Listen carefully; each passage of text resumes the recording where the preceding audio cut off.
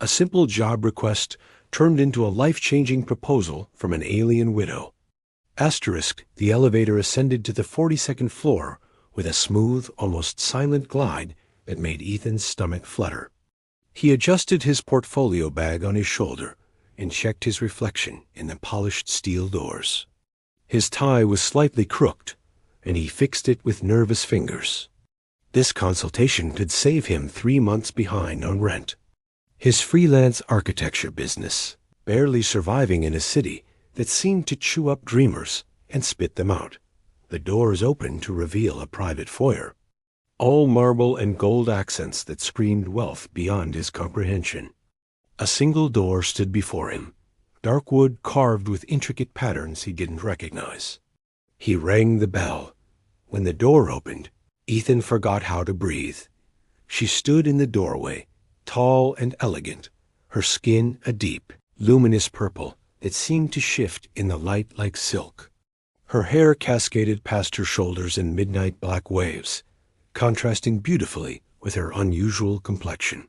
She wore a flowing white dress that somehow managed to be both modest and breathtaking, and her eyes large and expressive.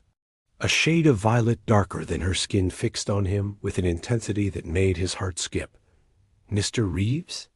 Her voice was melodic, with the faintest accent he couldn't place. "Please, come in." "Yes, Yes," he managed, mentally kicking himself for the eloquent response. "You must be Ms. Zira. Just Zira, please." She stepped aside, gesturing him into an expansive penthouse that looked like it belonged in an architectural magazine. Floor-to-ceiling windows offered a panoramic view of the city skyline. The interior blended modern minimalism with touches of something otherworldly crystalline, sculptures that seemed to pulse with inner light, furniture with curves that defied conventional design. "Thank you for coming on such short notice," she said, moving gracefully toward a seating area.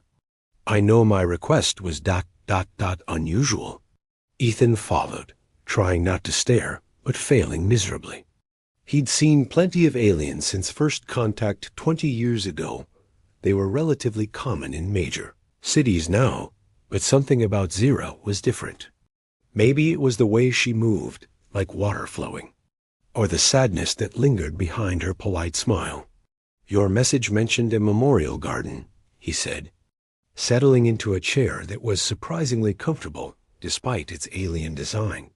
"I specialize in integrating natural spaces into urban architecture, so I think I can help." Zira sat across from him, folding her hands in her lap. In the afternoon light streaming through the windows, her purple skin seemed to glow. "My husband passed away 6 months ago.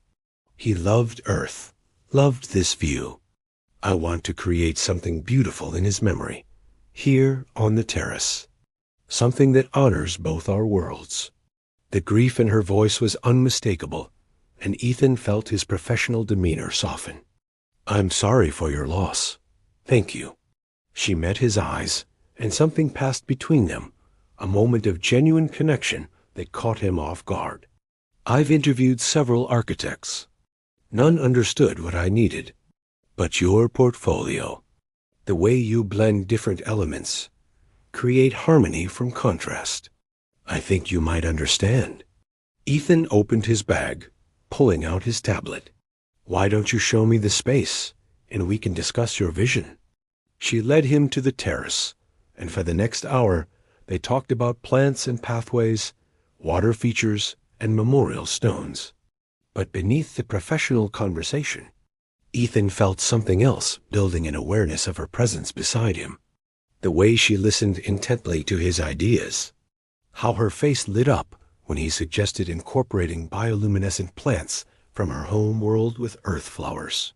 "This could work," she said, standing close enough that he caught a hint of her scent, something like night-blooming jasmine mixed with ozone.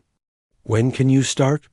"I'll draft preliminary designs this week," Ethan replied, acutely aware of the space between them, or rather, the lack of it. "We'll need several consultations to refine everything." Zira smiled, and it transformed her face from beautiful to absolutely stunning. I look forward to it, Ethan. I have a feeling this is the beginning of something ... meaningful. As he left her penthouse 20 minutes later, Ethan couldn't shake the feeling that she hadn't just been talking about the garden. The preliminary designs were spread across Zira's dining table, holographic projections dancing above the paper sketches. It was their 4th meeting in 2 weeks, and Ethan had started looking forward to these evenings with an intensity that went beyond professional interest. What if we curved the pathway here? Zira leaned over the table, her finger tracing a line through the hologram. The movement brought her close enough that their shoulders nearly touched. In my culture, curved paths represent life's journey never straight, always changing. Ethan made the adjustment on his tablet, watching the design shift. That's beautiful. And it creates a more intimate space around the central memorial stone. He glanced at her, finding her already looking at him. Tell me about him. Your husband. It might help me understand what you want to honor. Zira straightened, moving to the windows that overlooked the glittering city. The setting sun painted her purple skin in shades of amber and rose. Cale was ... steady, kind. We had an arranged marriage, as is custom among the noble families of my world. I respected him, cared for him. But we married young, and I'm not sure either of us truly knew what love could be. The admission hung in the air between them. Ethan joined her at the window, maintaining a respectful distance. He brought you to Earth. His work required it. Diplomatic relations between our worlds. She smiled softly. He used to stand here every evening, watching your sun set. He said it was different from our binary suns back home, more melancholy, more beautiful for being singular. I think he was a romantic at heart. And you? The question slipped out before Ethan could stop it. Are you a romantic? Zira turned to face him fully, her violet eyes searching his face. I'm beginning to think I might be. I just never had the chance to find out. The air between them felt charged, electric. Ethan cleared his throat, stepping back toward the safety of the designs. We should discuss the plant selections. I've been researching bioluminescent species from your world that might thrive in Earth's climate. She followed him back to the table, but something had shifted. For the next hour, as they worked, their hands brushed more frequently. Their conversations drifted from gardens to personal histories, his failed engagement 3 years ago, her isolated life in diplomatic circles, his dreams of creating meaningful spaces, her loneliness in a world that wasn't quite home. Stay for dinner, Zira said suddenly, as Ethan started packing his materials. Please, I've had food brought in Earth cuisine. I eat alone too often. He should have said no. Should have maintained professional boundaries. But the hope in her eyes, the vulnerability she was showing him, made refusal impossible. I'd like that. They ate on the terrace, surrounded by the space that would soon become the memorial garden. Zira had ordered Italian apparently, Cale's favorite, and opened a bottle of wine that probably cost more than Ethan's monthly rent. You know what's strange? Zira said, her cheeks slightly flushed from the wine. I feel more myself with you than I have in years. You don't treat me like a curiosity or a diplomatic asset. You just see me. You're pretty easy to see, Ethan replied, then winced at how that sounded. I mean, you're remarkable. Not just because you're purple? She laughed, a sound like music. You can say it. I am rather obviously not human. That's not what I meant. He set down his wine glass, emboldened by the alcohol and the intimacy of the moment. You're remarkable because of how you think, how you feel things deeply, how you're trying to honor someone, even when that relationship was complicated. That's what I see. Zira's expression softened into something tender and wanting. She reached across the small table, her hand covering his. Her skin was warm, smoother than human skin, but not uncomfortably so. Ethan, the moment stretched between them, full of possibility and promise. Then Zira withdrew her hand, standing abruptly. "It's getting late. You should go." Confusion and disappointment warred in Ethan's chest, but he nodded, gathering his things. At the door, Zira touched his arm gently. "Same time next week?" she asked, her voice barely above a whisper. "Yes," he managed. "Same time." As the elevator descended, Ethan leaned against the wall, his heart pounding. Whatever was happening between them was moving beyond the boundaries of architect and client, beyond the simple parameters of their two species. It was terrifying and exhilarating in equal measure. His phone buzzed. A message from Zira. "I didn't want you to leave. That's why I asked you to go. I hope you understand." He understood perfectly. And that was exactly what scared him. 3 weeks had passed since that dinner, and the memorial garden was nearly complete. Ethan told himself the tightness in his chest every time he approached Zira's building was just professional pride. But he'd never been good at lying to himself. Tonight was the final consultation before the installation began tomorrow. After this, he'd have no reason to see her regularly. The thought left him hollow. Zira opened the door in casual. Clothes he'd never seen her wear, soft pants, and a fitted top that revealed more of her striking figure. Her hair was loose, and she looked younger, less formal, more approachable. "Come in," she said, and he detected nervousness in her voice that mirrored his own. "I've been looking at the final designs. They're perfect." They settled into their usual spots at the table, but tonight neither of them could focus. The designs lay between them, ignored. Outside, rain had started falling, droplets racing down the windows like tears. "Ethan," Zira began, then stopped. "Once this project is complete, we won't have reasons to meet like this. I know." He met her eyes, seeing his own longing reflected there. "I need to tell you something." She stood, pacing to the windows. The city lights reflected off her skin, making her seem ethereal, otherworldly. This garden, this project, it wasn't just about Kale. It was about me trying to move forward, trying to create something new while honoring the past. And then you came into my life, and everything changed. Ethan rose, crossing the distance between them slowly, giving her time to stop him. She didn't. "Zira, I'm falling for you," she whispered, turning to face him. "I know it's complicated. I know there are 1,000 reasons this is impossible, but I can't keep pretending I feel nothing." His hand rose to cup her cheek, his thumb brushing over her smooth purple skin. She leaned into the touch, her eyes fluttering closed. "You're not alone in this. I haven't been able to stop thinking about you for weeks. You've gotten under my skin, into my head, into my—" She kissed him before he could finish, her lips soft and warm against his.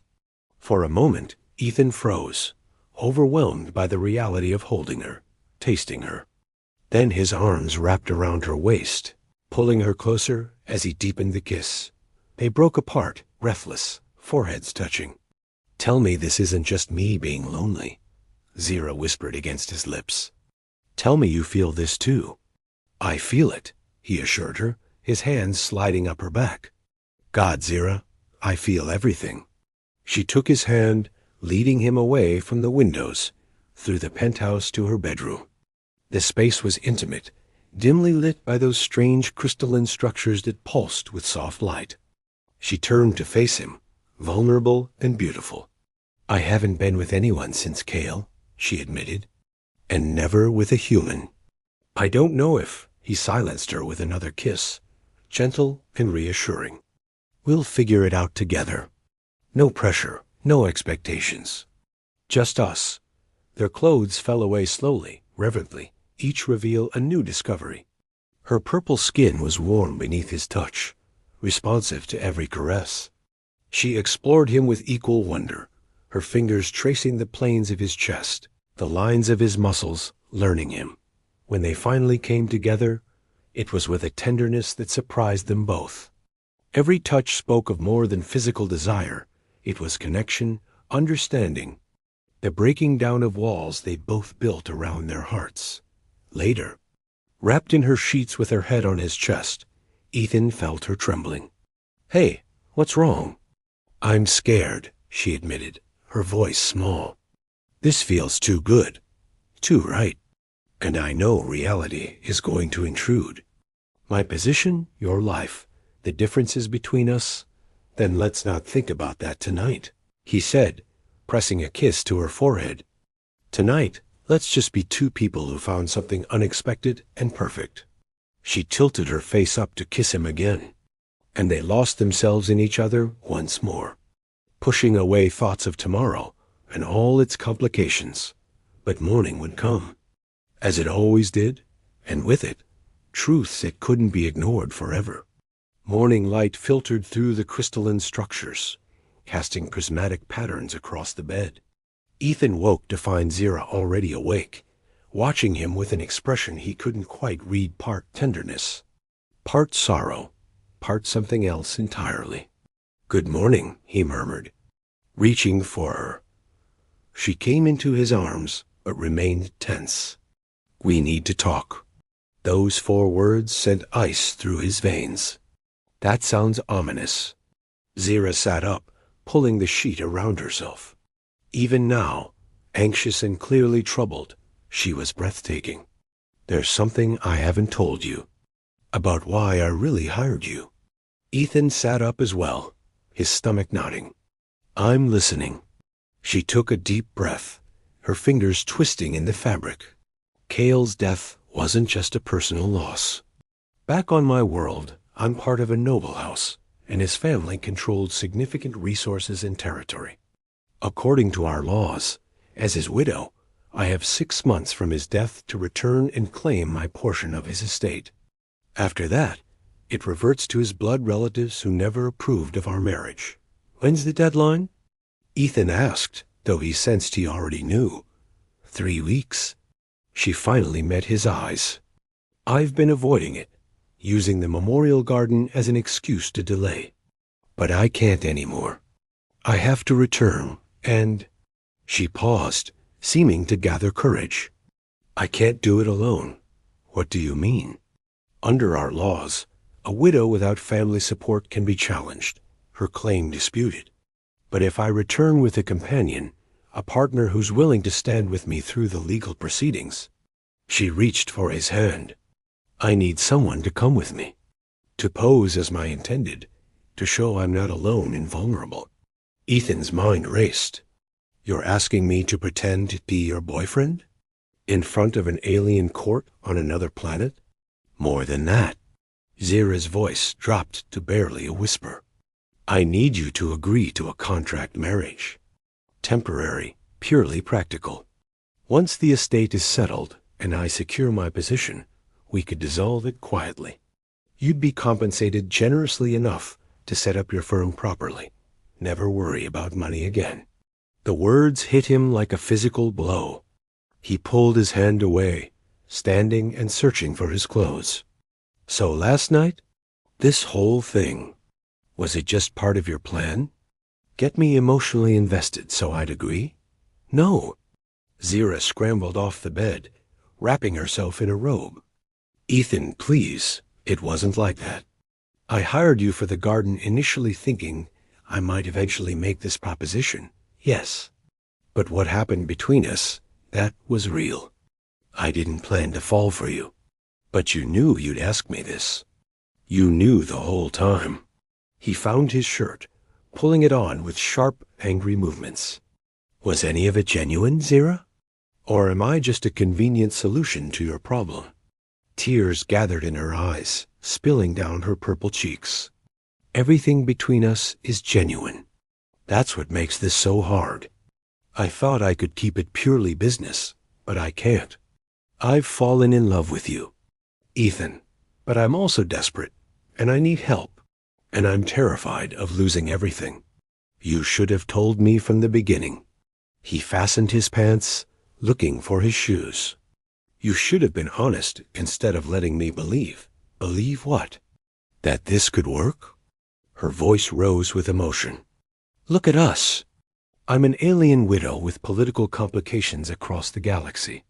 You're a human architect struggling to keep your business afloat. This was always going to be complicated.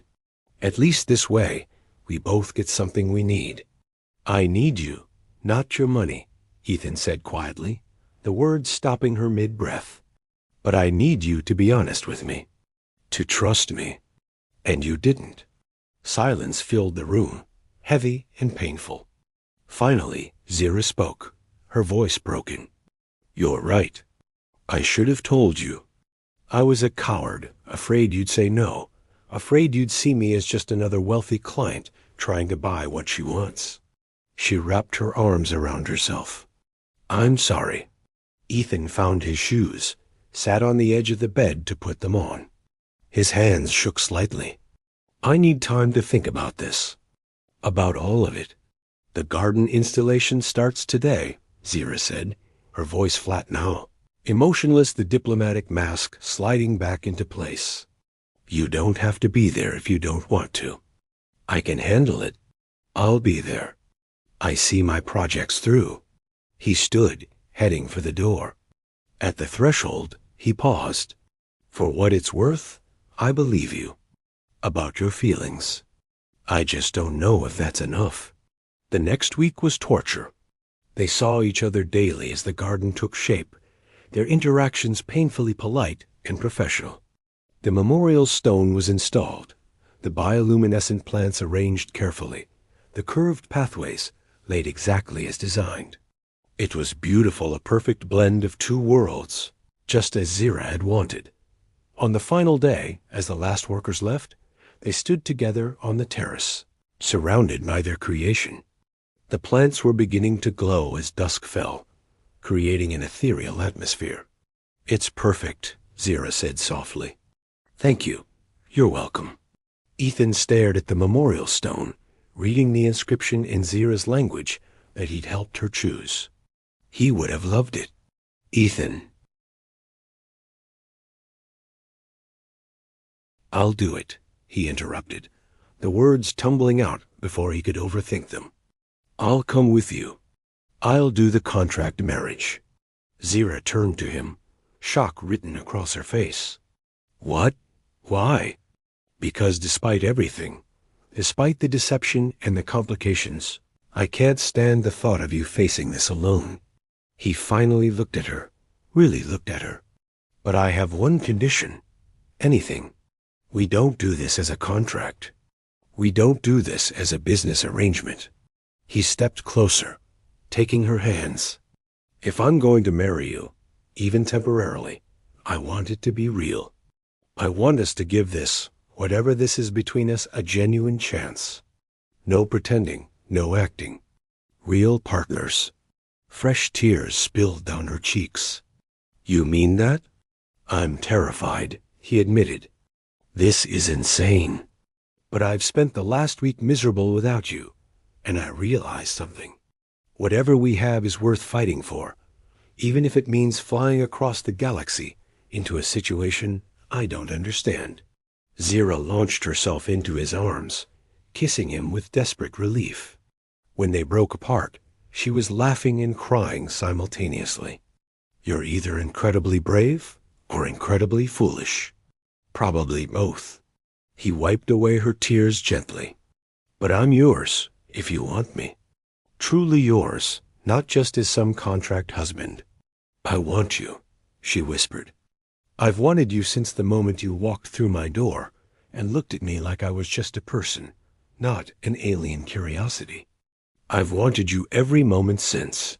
They held each other as the garden glowed around them, the bioluminescent plants creating a canopy of soft light. Whatever challenges lay ahead, they would face them together. The spacecraft was unlike anything Ethan had ever imagined. Sleek and organic-looking, it waited at the private spaceport like a massive pearl. His packed life fit into 2 suitcases. Everything else was being put in storage. His apartment sublet, his business on indefinite hold. Having second thoughts? Zira asked, appearing beside him in traveling clothes that blended her culture's style with human fashion. Constantly, he admitted. But I'm still here. She squeezed his hand. The journey takes 3 weeks. Plenty of time to prepare you for what we're walking into. My late husband's family isn't going to be welcoming. Tell me about them. As they boarded and the ship lifted off, Earth shrinking below them, Zira explained the intricate politics of her world. Noble houses, ancient feuds, complicated inheritance laws that seemed designed to create conflict. Kale's brother, Theron, was particularly hostile to Zira, had been since their marriage. He'd already been making claims that she'd abandoned her duties by remaining on Earth. He'll challenge our relationship, Zira warned as they settled into the luxurious cabin that would be their home for the journey. He'll try to prove you're just a hired actor, that our marriage is a sham. Then we make sure he can't. Ethan pulled her close. Tell me everything I need to know. Your customs, your language, your world. I want to do this right. The next 3 weeks became an intensive immersion. Zira taught him her language. He'd never be fluent, but he learned enough to understand and respond. She explained the formal courtship and marriage customs, the proper way to address nobility, the political landscape he was entering. They practiced how they'd met, their story, making sure every detail aligned. But beyond the preparation, they simply lived together, sharing meals, sharing space, learning each other's habits and quirks. Ethan discovered that Zira sang while she cooked, that she was terrible at card games, but refused to admit defeat, that she slept curled into his side like she was afraid he'd disappear. She learned that he was grumpy before coffee, that he sketched when he was anxious, that he talked in his sleep sometimes and called her name. I think I'm actually falling more in love with you, Zira admitted one night, floating in the zero-gravity observation deck. Earth now just another star behind them. Is that possible? To fall more when you're already gone? Ethan caught her hand, pulling her to him in the weightless space. I think we're just discovering who we really are together, without the pressure of Earth, without the pretense just us. They made love in zero gravity, laughing at the awkwardness and wonder of it, finding new ways to connect literally and figuratively. Every day, the bond between them strengthened, becoming less about the arrangement that brought them together and more about the choice they were making to stay together. When Zira's homeworld finally appeared in the viewport, Ethan felt his stomach clench. The planet was beautiful 2 suns, casting golden light on purple and blue continents, vast oceans glittering like scattered jewels. Welcome to Xylera, Zira said, watching him take it in. My home. Our home, if you want it to be. The landing was smooth, but the reception was not. Theron waited at the spaceport with a delegation, his purple skin a darker shade than Zira's, his expression cold and calculating. He looked Ethan up and down with obvious disdain. So this is the human, Theron said in perfect English, his accent sharp. How much did you pay him, Zira? What was your going rate, Mr. Reeves? I'm here because I love her, Ethan replied calmly, though his heart hammered. Whatever you think this is, you're wrong. Love? Theron laughed. How convenient. How coincidentally timed with the estate deadline. Enough, Theron. Zira's voice carried authority Ethan had never heard before. She was no longer the lonely widow in an Earth penthouse here. She was nobility, and it showed. Challenge my claim in court if you dare. But we both know Kale's will was clear. I'm his widow, and Ethan is my chosen partner. That's all that matters under the law. The legal proceedings were grueling. Days of testimony, examination of their relationship, hostile questions designed to break their story. But every time Ethan looked at Zira, saw her standing tall and brave, he remembered why he was there. Not for the contract, not for the money, but because somewhere along the way, this extraordinary woman had become his entire world. On the final day, The High Court magistrate reviewed the evidence. "The law is clear," she announced in the resonant chamber.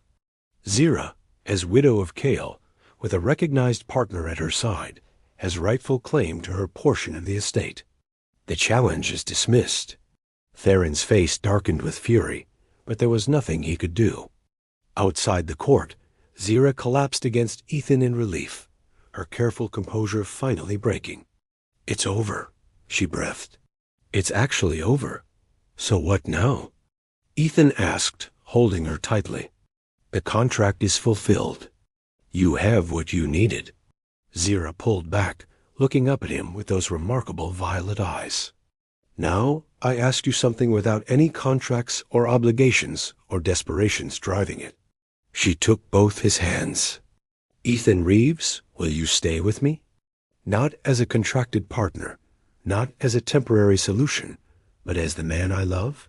Will you build a life here with me, or on Earth, or wherever we decide together?" Ethan looked around at the alien city, the purple sky, the strange and beautiful world that was so far from everything he'd known.